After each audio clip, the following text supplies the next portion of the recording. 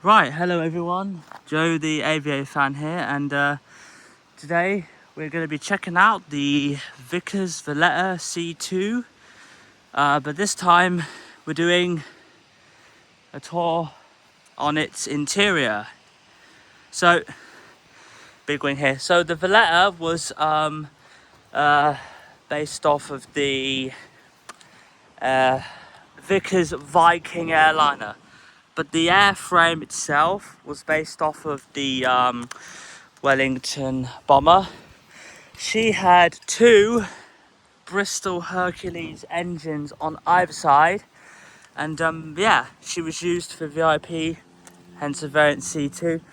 Now, the Valetta had a sister ship called the Varsity, the difference being its wheel would be in the nose, whereas the Valetta's wheel is behind. Because the Valetta was moreover used for transport, whereas the Varsity had more of a training role. Now that we're in, we have the toilet, a lovely little toilet where you can do your business if you need to. This plane would have an air quartermaster. He was an RAF rank an RAF member who held the rank of corporal, specifically a male. And this is where he would cook. I'll have to see if I can go into the gap. Yeah, we have lovely cups and saucers, grill if you want toasties or steak, just a little bit of the wing outside. So he would sit there. Right, here's the interior. This is how it got here. So basically after it finished service in 1968, by this picture here, it went on to become an airbase for the Norfolk Air Scouts. So they would have the ability to taxi it around and all that such, and the museum decided to acquire it in 1983. So that's where this painting comes in. It depicts it being airlifted by a Chinook. The wings were taken off. They were delivered via other means and all that. So you may have noticed that the seats are backwards. Well, it's because this is VIP, and they're meant to be backwards. So I'll sit here. If anything bad happens, you could simply, basically you'll get cushioned by the seat and you're very relaxed.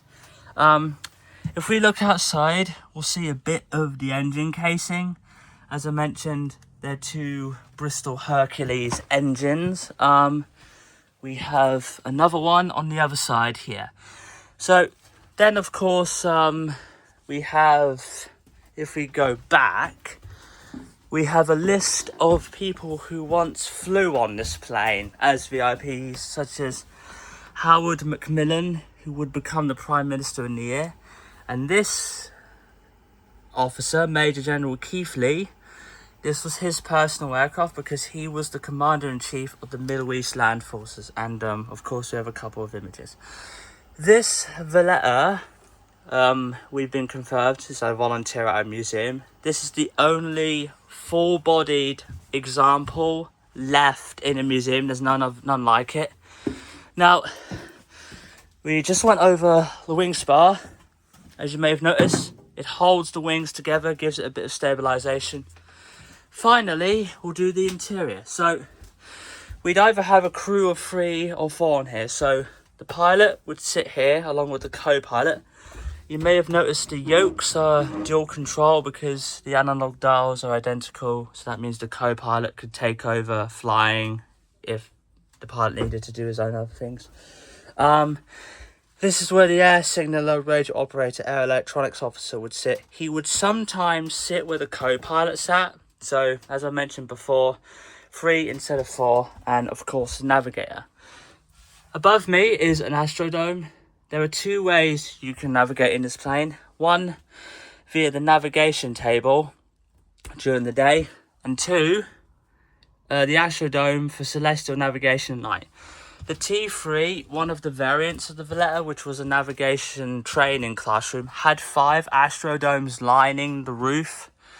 And of course, not to forget the 6th one here, so that they could look through them individually. Finally, we have ashtrays, so they liked smoking, and the service press used for that. So yeah, we're gonna head out of the Valetta now. This is the interior. It's a lovely interior. we're very lucky to have this plane.